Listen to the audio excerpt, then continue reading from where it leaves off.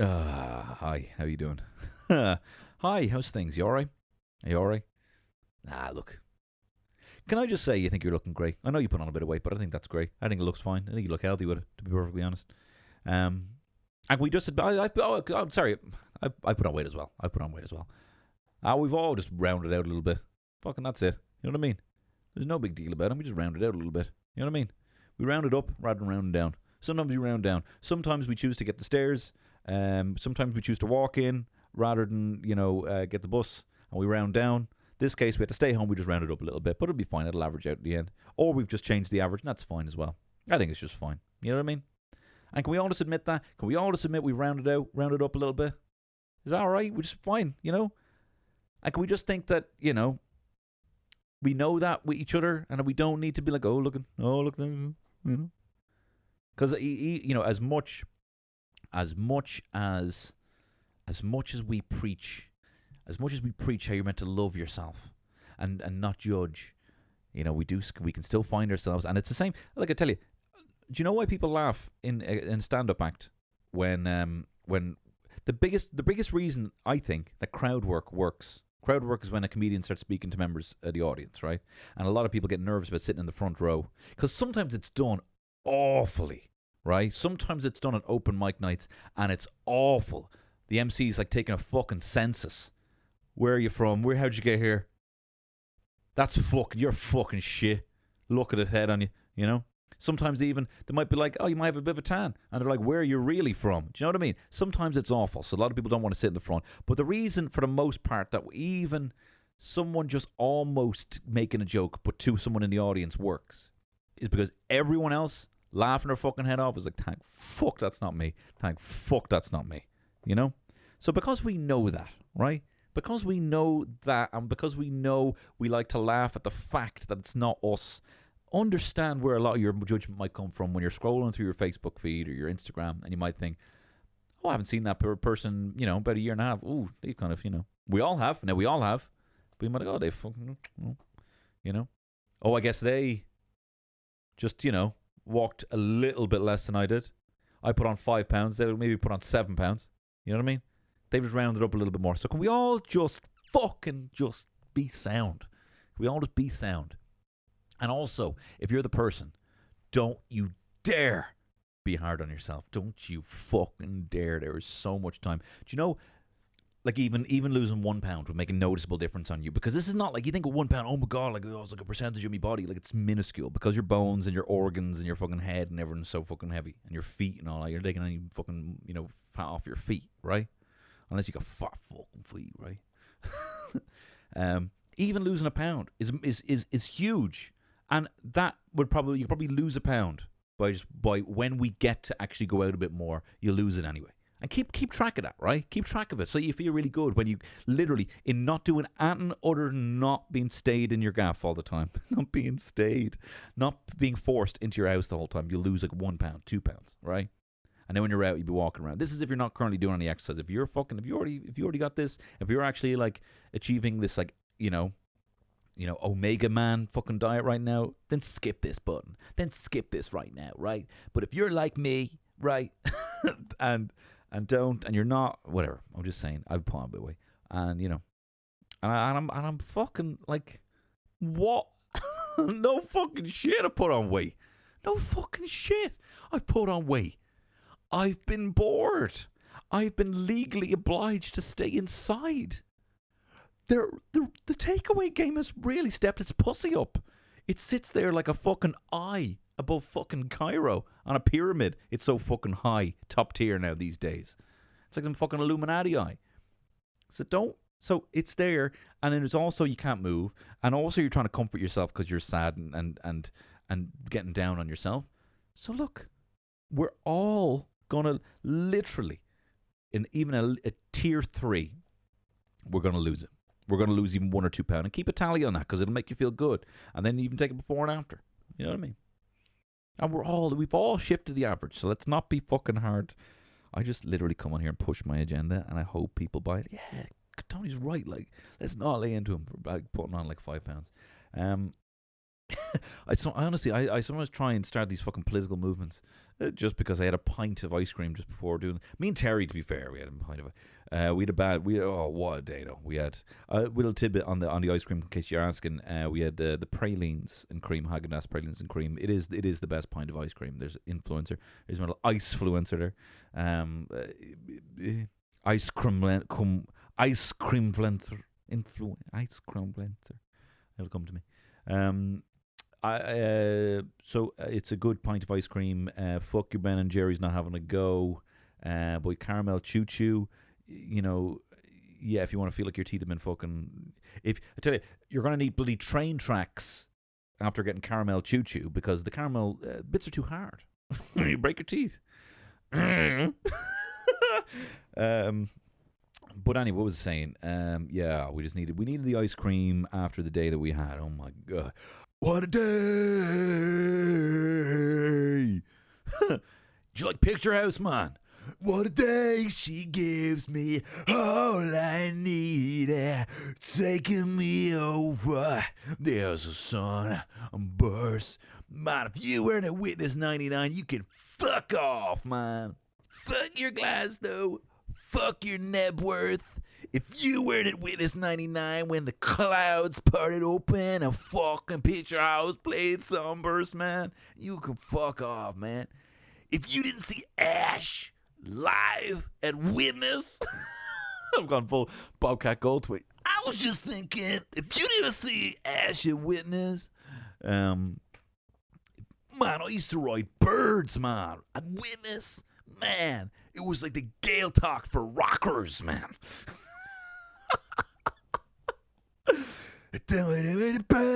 Girl from Mars, absolutely grinding on a bird from Belfast at Witness. I don't know who I am in this, but anyway, man. I used to ride birds, man. Jack fucking Rayner, man. Check me, read the fucking ID. Oh my god, I'm Jack Rayner, man. Hello, have you seen Transformers 7, bro? I'm not having a go. I think he's a very handsome guy. I think he's very good. And let me tell you, he got a schlong. I like it in a midsummer. Yeah, they should call it full summer, cause you got a big dick in a schlong. Sounds racist, but he's got a very nice package. Not nice. Not nice. Take this out of context. Goss.ie. Jack Rayner's got not nice, but in context, he got a lovely, got a good, impressive schlang. But here's a little, to if I could pardon the pun, reveal the cloth. That's an odd term. But if I could pull the curtain back, I don't like talking about that in the same conjunction as penises. But if I could pull the curtain back for a little second, if you are a man, all right. Or a woman with a penis, or it depends on whatever you want to go by. Yeah, if you're a woman with a penis, or an MB with a penis, and if you're about to crystallize, you're about to bloody, put that schlong on acetate on the silver screen.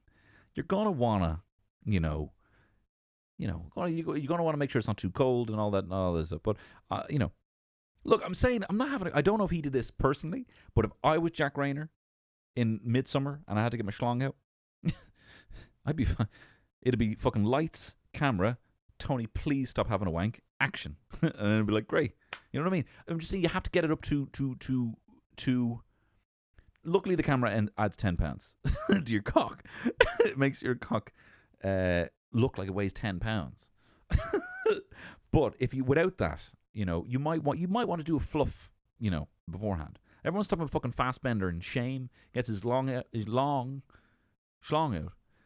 Motherfucker's fapping away 90% of that film. And like, oh my god, it looks great.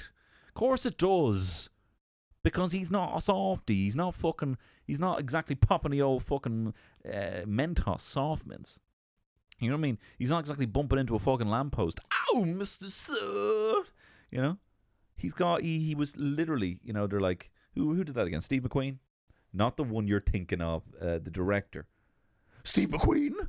The actor? No, the director. Steve McQueen, the director. They're talking with each other, saying, "Did he do Shame?" He did Shame. Yeah, there you are. And Hunger. And 12 Years a Slave, and many, many things. But anyway, Fassbender, I don't know him personally, but of course he's a peer, like Jack Rayner, fellow actor. I don't know if they were nominated for a Discovery Award for the Dublin International Film Festival. I think I actually probably have. I'm not sure if they were. So, if you look at best actors of all time, and then if the only category was nominated for a Dublin International Film Festival award, then I don't know if they maybe they have been. Maybe I'm the best. Oh my god, I'm in a silly mood today. But anyway, oh yeah, let me tell you about my day. So, what a day! For people who don't know what Witness is, Witness 99. Witness is what Oxygen became, right? They basically bought the plot of land, inherited all the Nordies, and they started calling it Oxygen then. It was Witness, right? And look, what would a festival be without the, anyway, I'm not having a go. I feel like I felt derogatory saying Nordies there. But anyway, I'm just saying. Oh God, I need to get my thoughts together. So there was Witness, and that was when you'd had, like Ash, whatever. That was 90s up to like maybe 2002 maybe, and then Oxygen, I think, I don't even know if Oxygen is still on, but then EP became the bigger one. EP became no, we're not just gonna have scaldy fucking tents and piss and shit everywhere. We're actually gonna have stuff where you can like go into the woods and have a good time. You know what I mean? I miss EP. I had a great EP last year, and I'm very nervous about it. But I bombed on my arse so much in Edinburgh that when I actually came to do a big gig in Electric Picnic, it was kind of like, that's not the fucking worst thing. I brought some fucking young fella up, and because he said he could beatbox. I was going to do Camogie Girls, my rap about Camogie Girls, which I haven't released because I feel like it's one of those things that, Horse Outside, it's not nearly as good as Horse Outside, and it's a shame that Blind Boy doesn't like it anymore because it kind of was taken away from him. Do you know what I mean? In how it was used, but I feel like Camogie Girls is a song I wrote about girls who play camogie. It's kind of like an ode to like big tough women, and I've never put it out, because I feel like people will, use it to bully people, and that's not what it's meant for. It's used to be like a kind of satirical. I say satirical. It's just written as a horny song when I was like a fucking teenager, and then I say, oh, it's satirical because I'm still say it as a 33-year-old, still sing it at gigs as a 33-year-old man. You got to go to the gigs to see it anyway. So Witness was. Let's not talk about Witness. Anyway, I used to ride birds, man, and what a day! Picture House. 100% closing out this episode with Picture House. Yeah, what a day. Listen, I was the young fella has had a bit of a fever, right? And the only prescription has unfortunately not been more cowbell. It was go to fucking A&E today. It was go to A&E. And I didn't even need to go to A&E. Look, I sometimes come across as a shit parent because I'm like, it's fine. Don't worry about it. Fine. You know what I mean? Imagine having to deal with that. Imagine there's like not even a good devil and a bad devil. There's just like there's one devil is like, oh, our son has been ill and had a fever 5 nights on the trot. We should go, to go to the doctor. And then another devil looking like me was like, I'll be grand. I'll be fucking grand. And that's not even a good and bad devil. But only because it looked like, I would never normally be like so blasé. And I'm certainly not blasé when it comes to my son's health. But blasé. Do I even mean to say that? Blasé. Flippant. Whatever. Fucking here's fucking Thesaurus boy coming out. Fucking here we go. Don't know why I pictured a centaur. I don't know why I pictured Thesaurus boy being a fucking centaur. Centaur. Anyway, listen, come here to me. So what happened was, right, we have this fucking doctor, right? I'm not having a go. Well, I am totally having a go, right? We have this GP, right? And I don't know what, I thought GP's meant to stand for general practitioner. In this case, it stands for fucking gimp prick. And it's a woman. This gimp prick, right? I'm not having a go, but I am. But I just don't want to get in trouble. Do you know what I mean? This gimp prick, right? And look, this is from like a practice, okay? And what annoys me, and I've been on this pod talking about it before, this doctor has sent us into the A&E for 3 separate things that you think. Like if I went into her and said, oh, do you know, sometimes I have thoughts in my head that think, oh, you're not good enough. She'd be like, go to the emergency room right away. There's a tumor. She'd say something like that. She just goes through, and I honestly think, genuinely, I said to Terry, can we actually look to see her medical practice license? Because she's literally batting 100% in every time we've gone to her, and for 3 different things. It was the other time I was on the pod and I told you, one thing was something for Terry after the pregnancy turned out to be fucking nothing, which we all thought was nothing. And she said, could be nothing, or go to the emergency room right now. What option are you going to take there? Could be nothing, or go emergency room right now, right? The second time I told on this podcast, the second time we went in there, and my son has been he's been standing up, right? He's very strong legs, right? And would stand from like 6 weeks, right? And would kind of like get them in place. I could literally like push. I'd like someone would lean over him, try and give him a kiss in the head. He'd like, fuck off, he'd like up kick, MMA style. Fucking what's your man's name? Can't think of the MMA fighter, but he landed one of the only up kicks in UFC history. Patrick Vard? No, doesn't matter. Patrick Vard. So he's very strong legs, so he'd kick me off him, right, when I go lean over and give him a little kiss, right? Right? And it's good. He's good. He's getting his defenses there. You know what I mean? You should never let anyone, just kiss him. But we went into the doctor, and we were getting him. He was literally getting his injection, right? He was getting one of his vaccines. And the doctor said, his legs are very straight. And we were like, yeah, he's very strong. And she goes, go to the emergency room right now. We're like, what? What? He had to get a fucking CAT scan, right? Or a little scan or something like that. And there was nothing, right? Actually, I don't think he did. I think the doctor, we were in to go to do that. And then in Crumlin, they were like, no. And we know you're one. She keeps sending people in here. No. What the issue is, your son is unnaturally strong, they said. They said, too strong. We had to go to the emergency room because my son is too fucking strong, right?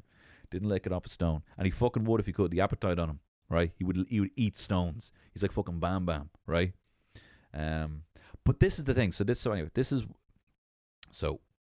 we had to go to the emergency room then. So in this case, he was a bit ill. He had, and I don't mean he was writing like sick verses or raps around, like, even though I'm sure he could, because again, he didn't lick it off a stone. I think could he ever do better than Camogie Girls? I don't know. But anyway, he was a bit ill in that he had a bit of a fever at nighttime, and it was going away in the morning, but there was kind of 2 days on the trot where he wasn't eating very much. And so we were like, and then it was the weekend, and he looked like he was improving, but he was still having this fever at night. And we thought it's something to do with his throat, right? Because he's wincing when he has to swallow. He's just not eating as much. He normally eats very well. We had a COVID test like a month before. We haven't seen anyone new or anything like that, and kept very careful. So it was like, no way, it's COVID. So we called up this bloody wagon of a woman, right? This GP, and we know if we say fever, like we know if we say fever, and we know if we say a slight cough, she's just gonna fucking, I'm gonna hear boom, boom of her 2 feet up on her fucking desk, because she knows she has to do, what's that chicken? What does she have to do for the rest of the day? Fuck all about it. Fuck all. Oh, I'm sorry. Oh, he's got the symptoms of COVID. There's no. Oh, I wish I could work more today. I wish, but unfortunately, I have to do less work today because you told me those 2 things. No, I couldn't possibly even entertain in PPE me in a fucking general practice looking down at the throat of a child to see if they have fucking bacterial fucking or viral tonsillitis. Turns out that's what he had, viral tonsillitis.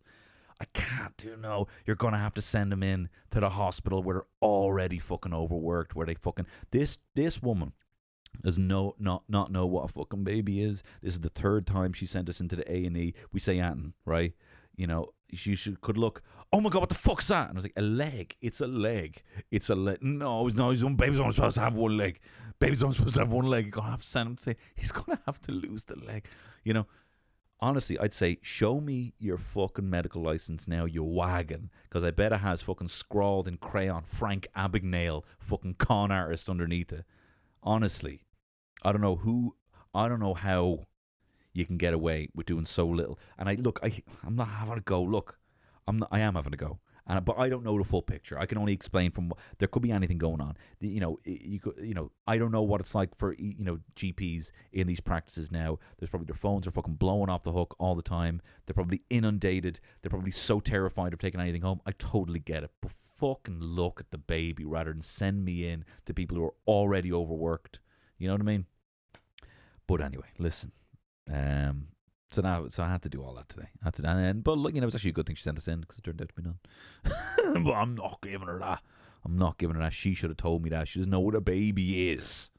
But listen, this is probably the perfect opportunity, 20 minutes, into the pod, to introduce the sponsor of this week's pod. And actually, do you know what?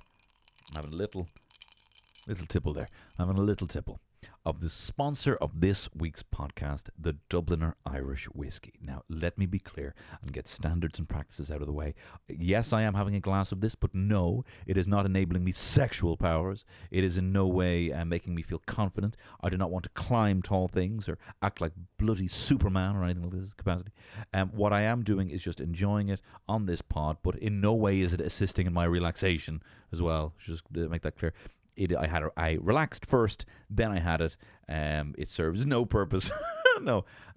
Look, people enjoy a drink. People relax with a drink. And of course, if they do so responsibly. And I've actually found in drinking more spirits, I've actually drank a lot less cans and booze. Because as I said in a previous pod, sometimes I find personally, what's the difference between 1 and 4? If I have, 1 or 2 cocktails, it's a whole pageantry of putting a drink together, like preparing an old-fashioned or preparing a whiskey sour, and I find I wouldn't actually want to drink too many of them. You know what I mean? Because it could be fucked making them. You know what I mean? It's a laborious process. Delicious, but laborious. Anyway, the Dubliner Irish Whiskey is a fine whiskey. I really enjoy it. Look, I like a lot of Irish whiskies, but I have to say, when I'm going over to my little bar that I have here in the flat, when there's other Irish whiskies on it, I'm going to be honest, right? Sponsor aside, I'm grabbing the Dubliner. I have been recently because I find that it's, it's accessible, but it's also versatile enough to fit into like a bourbon cocktail or an Irish whiskey cocktail. Or right now I'm drinking it Gordon Bombay style. D2, baby, on the ice, right? So that's how I'm drinking it right now. And let me tell you, if you would like some of this fine Irish whiskey, they have a phenomenal code that you can put in the DLD.com. Go to the DLD.com and type in the code Secret Eater, right? It's almost like they knew I had half a pint of Häagen-Dazs before recording this podcast, but it wasn't a secret. My wife was there this time. Anyway, if you do that, you can get 10% off their fine range. They're going to be sending me some beer cask ones that they put in that have been aged in beer casks. I just love the fact that in general, kind of breweries and distilleries are just like trying cool shit. They're just trying whatever the fuck they want. Absolutely. And dare I say, I find it quite punk of them. The DLD, local Liberty Distillery, just trying stuff. Put it in a fucking whatever fucking barrel you want. Put it in a fucking Donkey Kong barrel. Give us a shot. Rather than some old, Highland. Oh, we haven't changed the recipe in 300 years. It tastes like dirt. 15 pounds it cost me for that when I ordered that. Do you know what? It's just when your man said, when I was in Edinburgh, and he said, do you like the taste of peat? And I thought he was talking about my good friend Peter McGann. I said, yes. He was actually talking about dirt, fire dirt. And I drank it. And I was 15 pounds. Maybe it was for the two of them. I don't remember. Anyway, don't be wasting your time with that shit. Do waste your time and enjoy your time responsibly with the Dubliner Irish Whiskey. Check out the DLD.com secret code, Secret Eater, and get 10% off. Now listen, live. Look both ways because I'm going to be doing some car things. I had every intention of pimping people's rides. If you're not aware, I put on my Insta, tell me what your car is, who you are, what you do, and what your hobbies are. And I'm going to tell you what Mad Mike and Exhibit would do to fuck up your car in Pimp My Ride. Now look, I have been in A&E all day, but that is not going to stop me. I'm just going to read them as I see them. Look, you're going to see some live improv. How exciting. Oh, and if it goes poorly, just remember I'm making it up on the top of my head on this Tony Cantwell shit show. It's Tony Cantwell shit show. And I know that the show is Tony Cantwell shit show.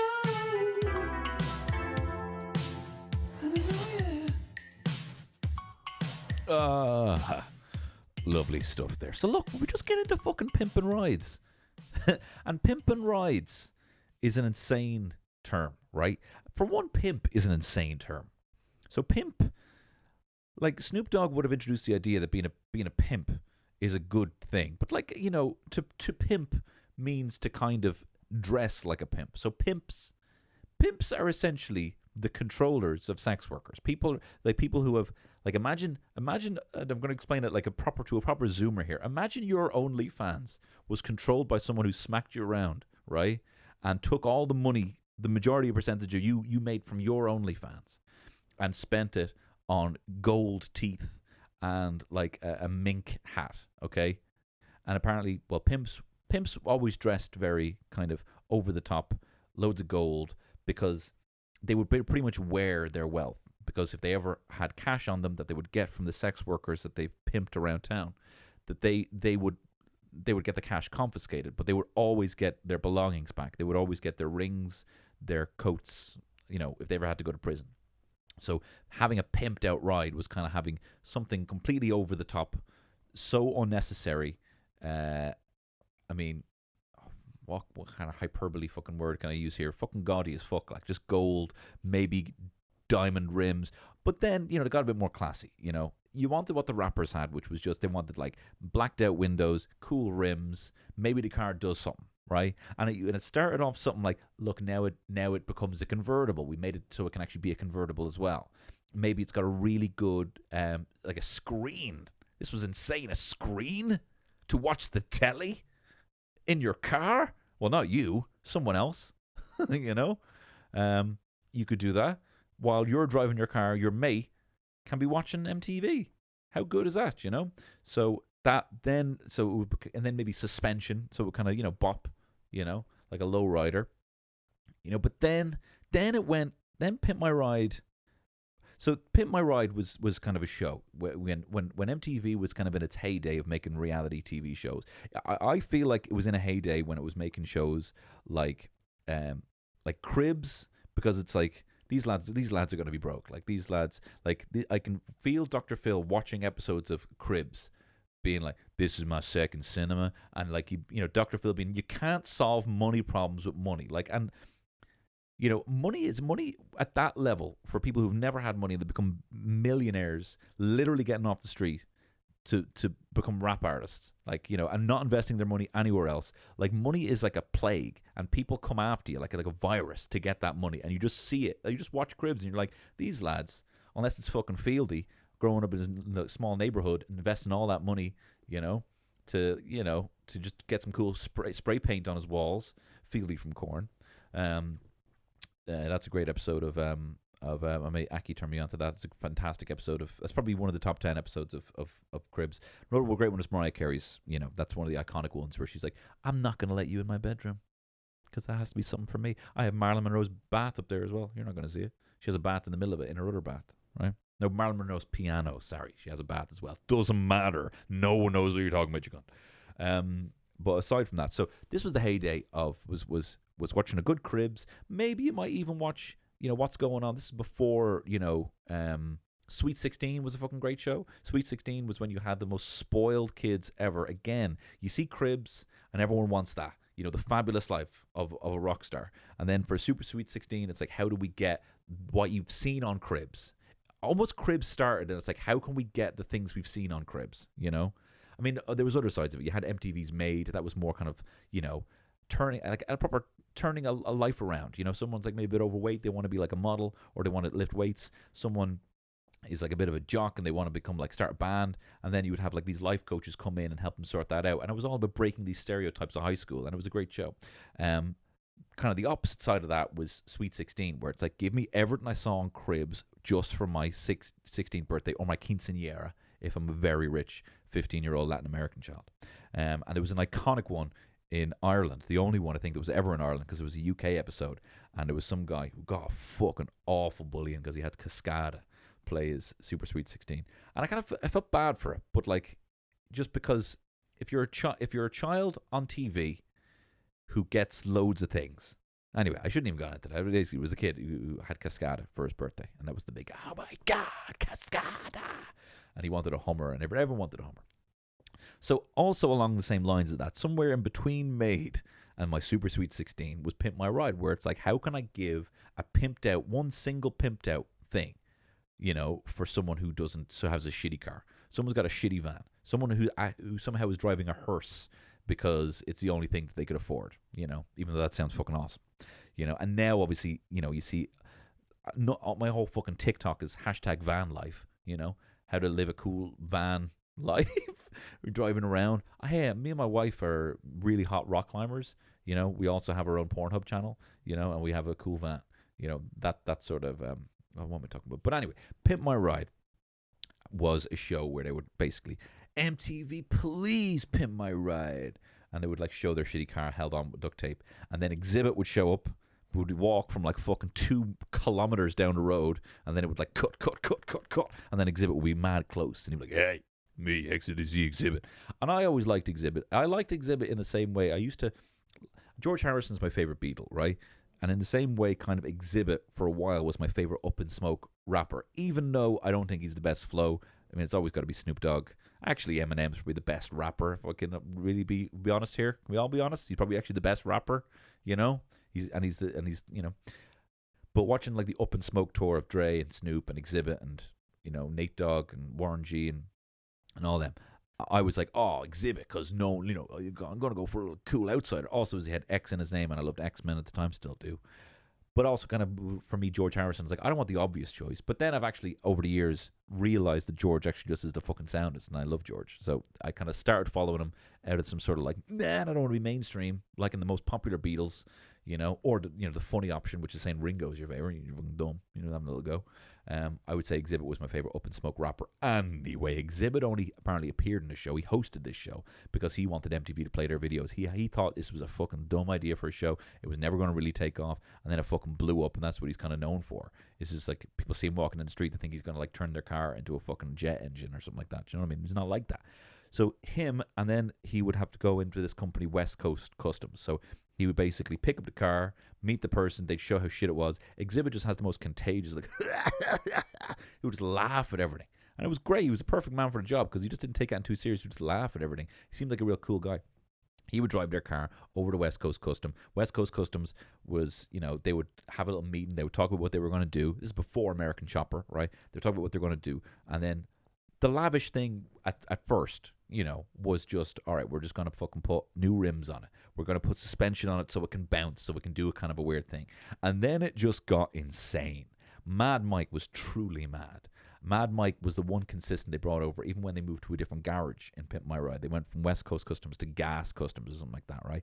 And Magic Mike was going to say, playing Pony Genuine all the time. It can play Genuine again. No, he would just do insane things. So, I mean, I posted some on my Instagram recently. He put giant, like, park binoculars in this woman's car, like almost ruining her windshield so that there was giant binoculars in the front. He put a CAT scan machine in the back of this woman's car, took out her, like, she had like a station wagon. He removed like 6 seats to put in a CAT scan machine that could lie, one person could lie in, and it would just blare music at them. Because she was a nurse. So I was posting about this, and on my Discord, which you can become a member of if you join the Tony Cantwell Patreon, contributor of the show, an all-round nice guy, and idea machine Ben Clifford was like, what if you got people's hobbies and you decided to warp it like Mad Mike would and pimp someone's ride? So that's what I've decided to do on this pod, and that is an oral history there I just gave you of the origins of MTV and Pimp My Ride. So let's get into it. Okay. James Gabriel Martin, JGM to you, he says. I'm James, JGM to you. I'm a musician and photojournalist. I love travel and cooking. I drive a Lexus. Well, my first question is, are you single? Are you spoken for? I'll be swiping right on you. If that's what the game was, it's not, though. I'm pimping your ride. Listen, James, and I'd love to as well. You really do sound like the complete package. I'd love to think, oh my God, is his personality shit? But it's not. We've chatted a few times. And he's a good musician. He really is the complete package. James, you do not deserve to have your ride pimped, but I will. What I will do. James, I know you like to cook, so I put a toaster in the back so you can have toast whenever you want. And as well as that, I had to get rid of both your back seats so that I could fit in this sink. You can put chemicals in here, I've already filled it, so that you can develop photos on the fly. The toaster is just to the side of that. I couldn't find any other place to put it. Now listen, James, I know it's important that when you're developing photos, you need complete darkness. So I double tinted your windows. You can't see a fucking thing outside. Right? You happy now?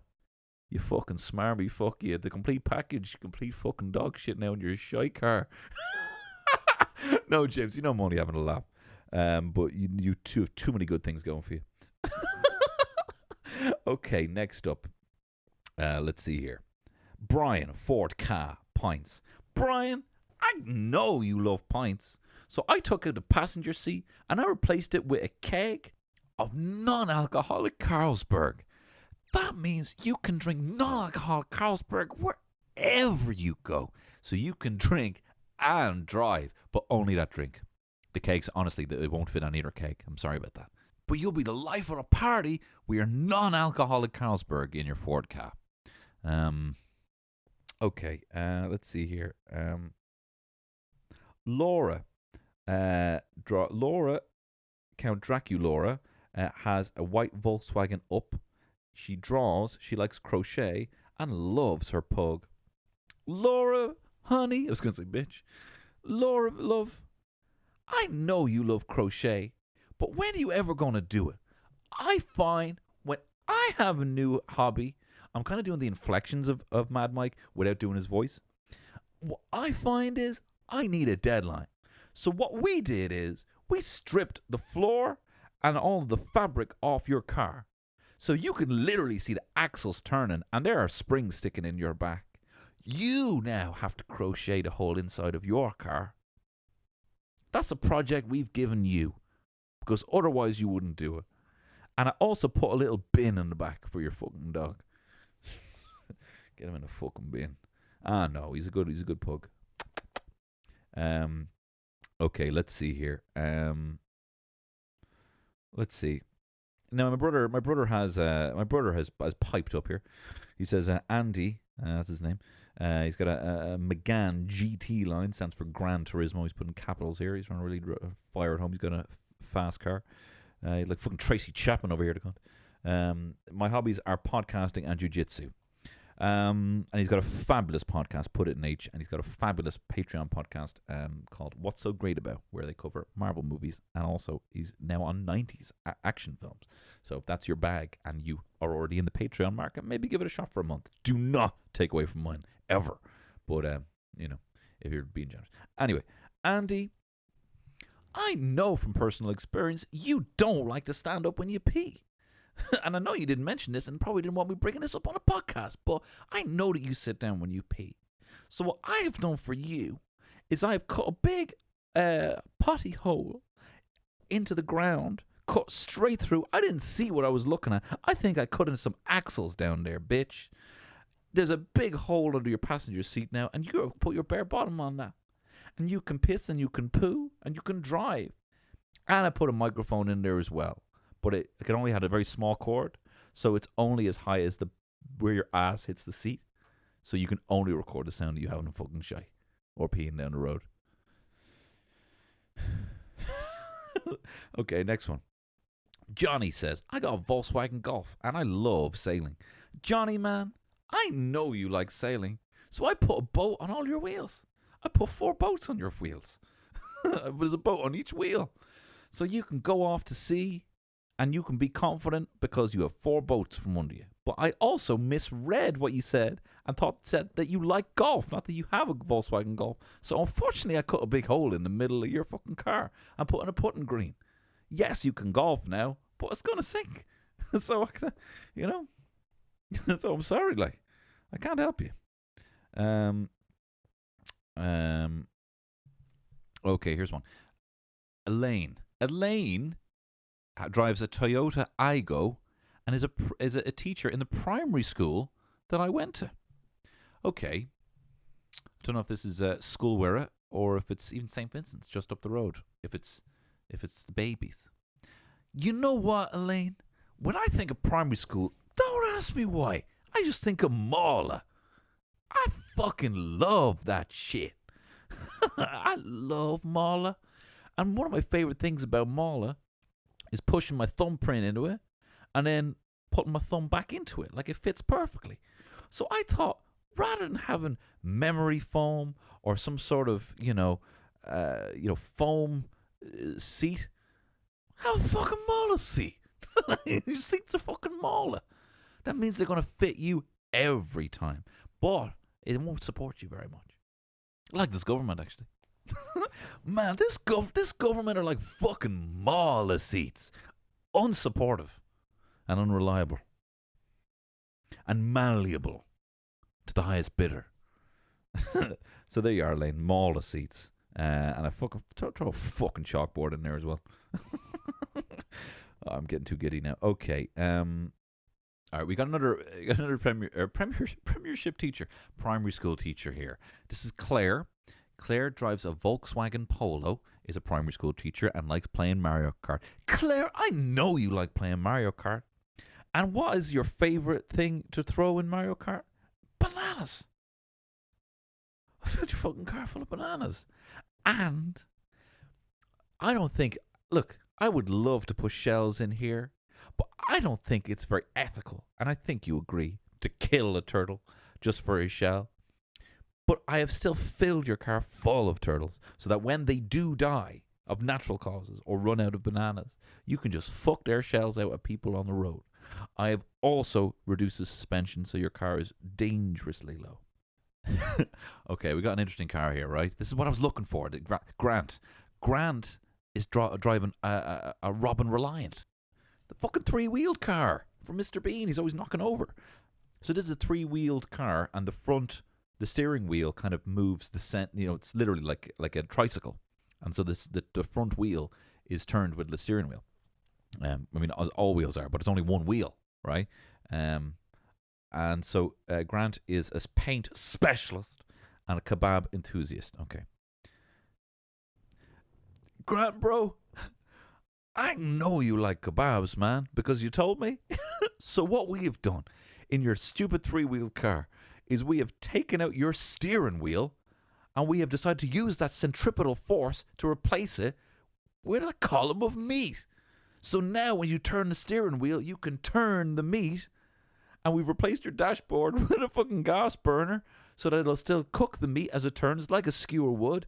So when you're driving down the road, instead of turning the steering wheel, you're spinning a column of meat that you can't see the other side of. You can't see out the fucking windows, bro. And you better turn that wheel fast, or your hand's going to burn. So you just better keep spinning in circles, man. That's honestly, the meat gets really hot. Okay, here we go. Emer Teresa. Emer drives a blue Ford Focus, likes dogs, Monster energy drink, and horror movies. Okay. Emer, I know you like Monster energy drink. So what is better than a chocolate fountain is a Monster energy drink fountain. So here's a little fondue tray. Grab a bit of McCambridge's. Grab a cube of McCambridge's with this stick. Put it in the Monster energy drink fountain and feed it to your dog. And you thought Cujo was a monster dog. Look at the state of your dog now. Eating that shit. There you go. That's for your dog. All right. Last one. Right, last one. Right, Jono. Jono drives a Ford Transit van. This is what I'm talking about. Make it interesting for me so I can manage like a Robin Reliant Ford Transit van. Jono likes Dungeons and Dragons. Hey, me too. And he likes reading and lifting. Hey, me too. If it's lifting fucking chicken balls to me fucking gob, reading the fucking MSG on the back of the label, you talk reading and lifting. That's me, Jono. I'm not having a go at you. And he works in water quality. Jono, we cannot thank you enough for your service in delivering quality water to us.